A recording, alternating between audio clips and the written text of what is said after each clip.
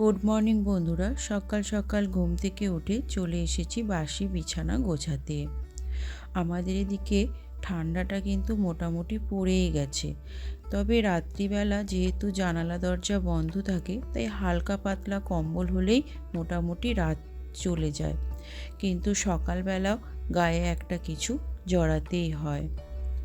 আমার কিন্তু শীতকালটা বেশ ভালো লাগে গরমকালের তুলনায়। শীতকালে যতই কাজ করি না কেন অন্তত হাঁপিয়ে উঠি না, আর গরমকালে একটু কাজ করলেই হাঁপিয়ে যায় আর যেন কাজে মন লাগে না। যাই হোক, তোমাদের কোন কালটা বেশি পছন্দ অবশ্যই কমেন্ট করে জানিও।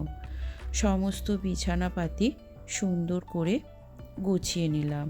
ঘর যতই সাজানো গোছানো থাক, বিছানা যদি সুন্দর করে পরিপাটি করে গোছানো না থাকে ঘরটা যেন দেখতেও ভালো লাগে না। সমস্ত বিছানাপাতি গুছিয়ে চলে এলাম ঘর ঝাড়ু দিতে।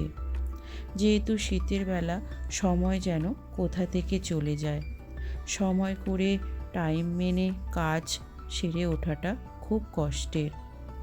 সমস্ত বাসি কাজকর্ম সেরে এখন চলে এসেছি রান্নাঘরে রান্না করতে। আজ রান্নাগুলো উনুনেই করব, যেহেতু শীতকাল উনুন গড়ায় বসে রান্না করতে বেশ ভালো লাগে। দুদিকে দুটো উনুন জ্বালিয়ে দিয়েছি, যেহেতু অনেকগুলোই তরকারি হবে।